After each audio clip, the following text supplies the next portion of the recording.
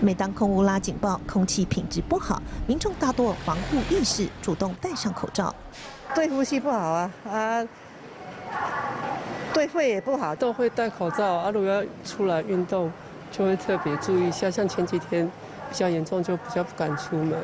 一名31岁男子平常没有戴口罩习惯，最近咳嗽咳不停，严重到无法入睡。他很疑惑，觉得自己怎么感冒都好不了。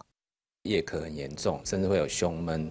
那在外面诊所治疗都没有什么效果。他的状况是属于这种因为过敏造成气喘的发作，所以久咳不愈。原来是空污诱发气喘，导致咳嗽好不了。医师说，感冒病程大约1星期，会有明显倦怠，甚至发烧，有时合并关节酸痛，活动力变差。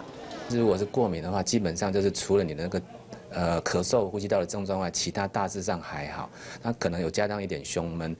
是感冒还是呼吸道过敏，简单分辨并不难。医师建议，空污高峰期减少外出，也可上网查询空污指数，必须外出时戴口罩，保护呼吸道。大爱新闻黄子玲、郭继宗台中报道。